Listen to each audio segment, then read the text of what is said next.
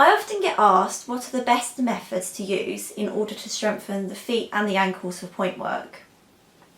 There are various exercises you can do, but first make sure that you're going to do the exercises correctly. So probably ask your teacher first what kind of exercises you could do.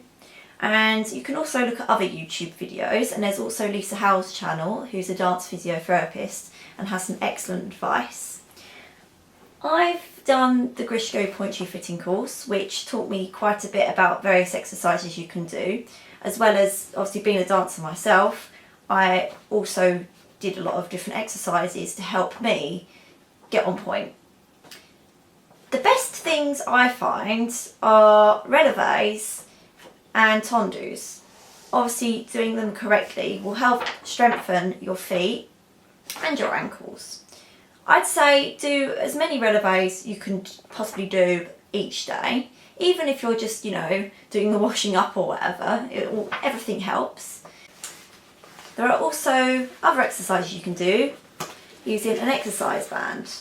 Now, you can sometimes find these in Pilates, but you can also buy them from Bunheads and other manufacturers. They're basically like a piece of latex, and they're stretchy, and you can get all different strengths.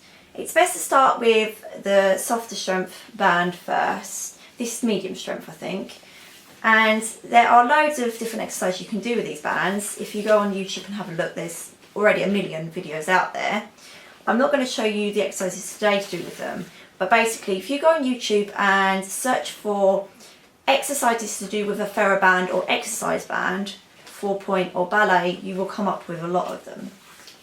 These help, and doing the exercises daily will definitely strengthen your ankles and enable you to have better strength for point. I also recommend the use of demi point shoes because I feel they help work your foot during class a lot more so, and they also help get your feet used to the feel of a point shoe and working in the point shoe, and also balance, because the sole, believe it or not, has a great difference. Like your foot feels a lot different and your balance placement feels a lot different. So it gets your foot used to working in the shoe, and therefore when you go onto a point shoe, it won't feel as big as a shock. Bear in mind, demi point shoes are available by all different brands. They come in different styles, but the best one to find, in my opinion, is one that has a vamp that isn't too long, so it doesn't affect you getting onto demi point in the shoe. And in general, they are shaped like a point shoe, as you can see, but they do not have a shank, the hard bit, look. There's no shank. Now, you don't need a shank because they're not made for going on point. They're made for use in demi-point work and on the flat, not for point. So please don't use these to try to go on point because you will only injure yourself. Now, another thing about the demi-point shoe is the box is a bit softer. They don't use as much glue in the box as a regular point shoe, and it's also like a half box. I don't know if that makes any sense, but basically it means it's not like a full box of a point shoe, and you won't feel any wings really. It's just like a nice soft squidgy area. So they're quite comfortable to wear, though you may feel the need to wear toe pads with them. Also, you will need to sew the ribbons and elastic like you would on a normal point shoe, so it kind of gets you in practice for sewing your point shoes, which is always handy. They last a long time. They're not going to roll like a point shoe because obviously you're not using them to go on point, so there's no problem with them dying. They will go softer around the box, but that's no problem. It just makes them more comfortable to wear in class. You can also make demi point shoes out of your old point shoes, and I do have a video somewhere of me de-shanking a regular point shoe to make into a point shoe, and I will upload it. I'm going to show a few exercises you can do.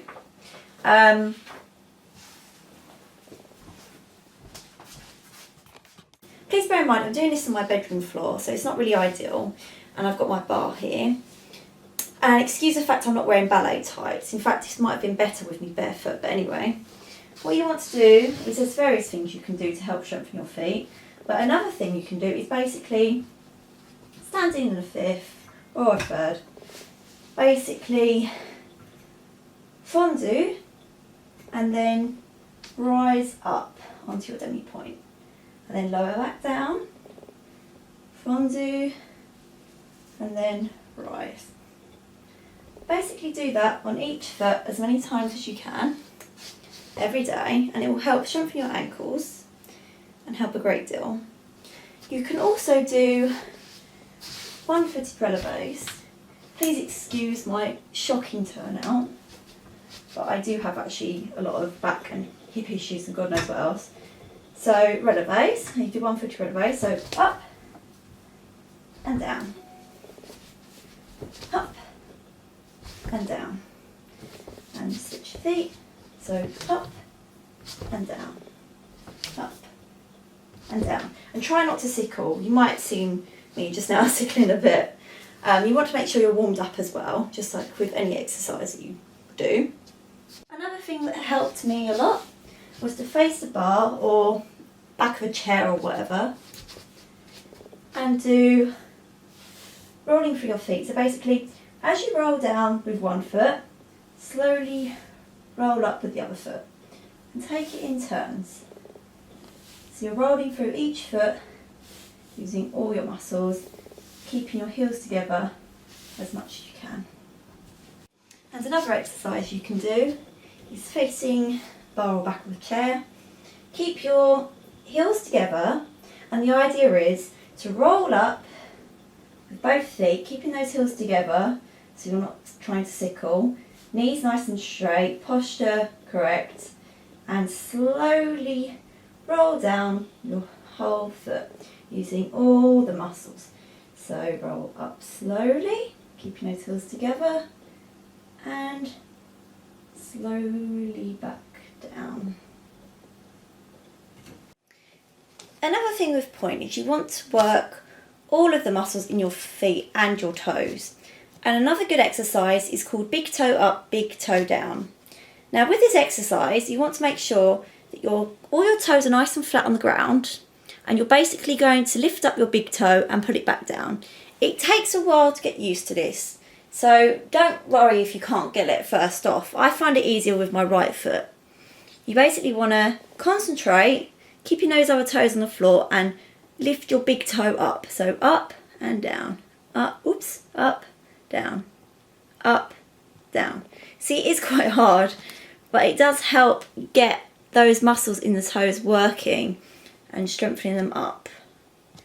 Like, like so. Another exercise is called doming. So basically you want to keep your foot nice and flat on the floor. This is best done if you're on your knees and have one leg bent and hold the toes of the foot down.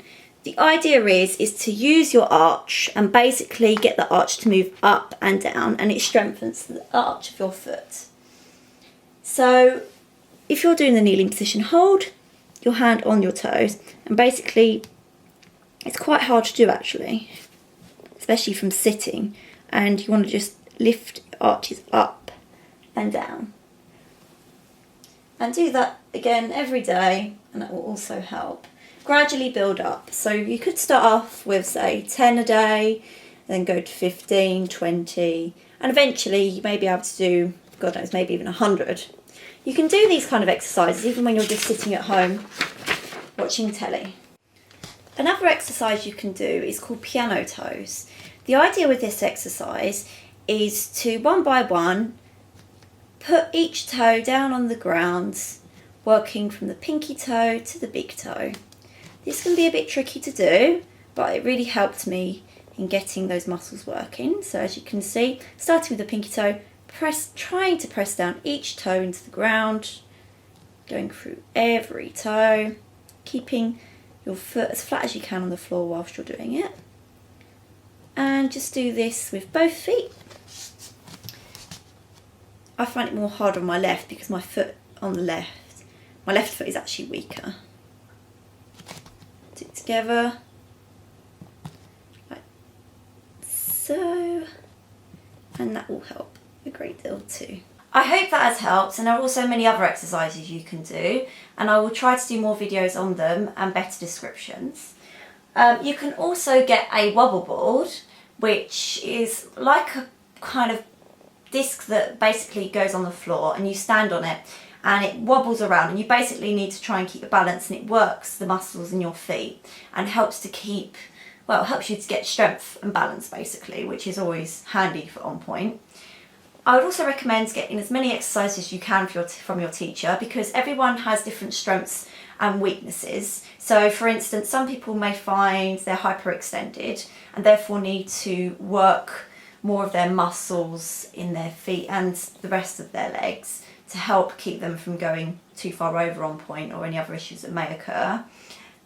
And some of us, like myself, I have a lot of different injuries from the past, such as sciatica. I have one leg longer than the other. I have a shallow hip on my right side, which means that my turnout on my right is not so great as my left. And as you may know, turnout is of course very important in ballet, but even more so when you're on point. So I work very hard to try and get my turnout better, and I also do Pilates, which I really recommend because it has helped me a great deal with my core strength, which is very important when you're on point. Because if you think you're up there, it's not just being on point, you're using all of your muscles. You're using your feet, your legs, your knees, your back, and of course pulling up out of the shoes, and therefore you use your core muscles in your tummy to help keep you stable and therefore not damaging your back. It's very important to make sure that all of these areas are strengthened before you start point, and therefore I find it's also very important that young dancers are not put on point until the teacher feels that they are absolutely ready and have the correct strength.